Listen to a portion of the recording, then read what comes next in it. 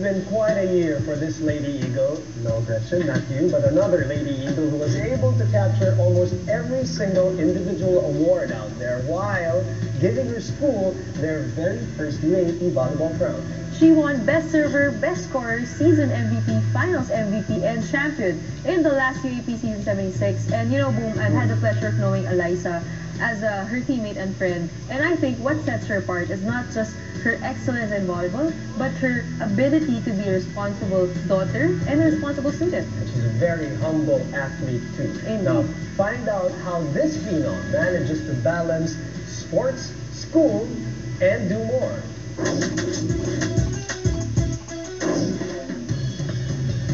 Hi, I'm Eliza Valdez from the Ateneo Lady Eagles, and I can do different activities aside from volleyball.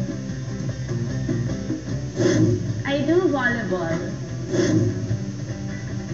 Yung mga kapatid ko nga, parang involved sila sa sports na outdoor sports na basketball, volleyball. Yung mga kapatid ko, pag nagdari ng volleyball, sumasali ako. Doon ko nahanap yung sense na wala ko sa sister eh.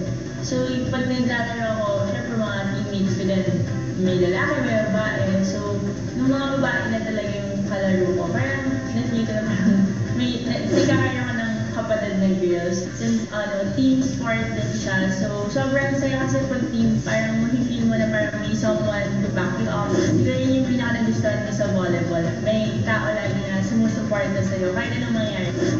I do internship. Sa intern siguro na-apply ko din yung mga natututunan ko sa volleyball. Discipline, tsaka time management. Yung binigay sa aking work kasi parang since maglo-launch pa lang ng credit card yung bank na summer job internship. Nag-ipit kami sa oras. So every after tax, meron ulit kaming gagawin. So kailangan mo i-balance talaga yung time. I do traveling. Yung one time we went to Cebu para magbakasyon din. First time kong lumabas with the team na hindi kami nag-training, na hindi ka nag-volleyball, na nag-ano lang kami, nag-rest lang kami and parang vacation talaga and parang treat sa amin ng team manager namin. I do running. Ngayon, parang mahirap yung schedule namin, hindi kami makapag-train with the team. So, as much as possible, after OJT, we run. Kasi halos 5 kami nag-OJT ngayon kami magkakabatch. Nagigilty talaga kami pag di kami nag-workout eh. So parang nasanay na siguro yung katawan namin na nag-workout, na tumatakbo. So ayun. Ang sarap, ang fulfilling kasi ng feeling after mo tumakbo, and yung papawisan ka talaga and nafe-feel mo na lumalabas lahat yung kinain mo sa buffet. Parang ang sarap na. I had TV guesting.